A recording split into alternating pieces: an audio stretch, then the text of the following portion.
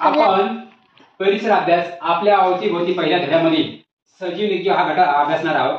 सजीवामध्ये दोन प्रकार पडतात, एक प्राणी आणि दुसरं वनस्पती. आता बघा, वनस्पती म्हणजे झाड झुडप त्याच्यामध्ये येतात, आलं लक्षात.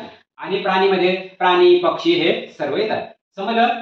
जो हालचाल करतो, जो इकडून तिकडे फिरतो, ज्याची वाढ होते, जो अन्न खातो त्याला सजीव म्हणतात. तर जे निर्जीव म्हणजे काय, तर त्याला जीवन नाही, त्याला निर्जीव म्हणतात. बापे नाही, सजीव आहे का निर्जीव? गाय सजीव की निर्जीव? गाय सजीव आहे की निर्जीव? मग बघ, आता बघ, हा फॅन फिरतोय, हालचाल करतोय, मग तो सजीव आहे का निर्जीव?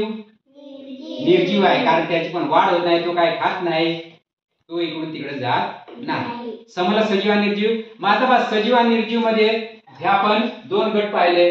ह्याच्यामध्ये आता आपण एक खेळ घेणार आहोत सजीव निर्जीवांचा. खेळायचा आहे? बरं, आता आपण खेळ घेऊया. हा, सजीव आणि निर्जीव हे घटक शिकलेले आहोत. याच्यामध्ये बघा, इथं आपण आता खेळ घेणार आहोत. सजीव सांगितल्यावर इकडनं उडी मारायची, निर्जीव सांगितल्यावर इकडे उडी. समजला?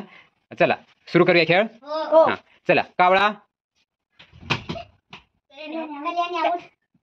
पेन, वही, कुत्रा, मोर, पोपट, वही, चप्पल, बूट.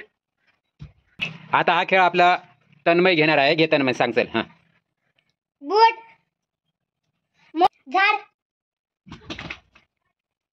आंबा, झेंडा, मोर, दगड, कावळा, चिमणी, झाड, बागिने, दगड, गुलाब, झाड,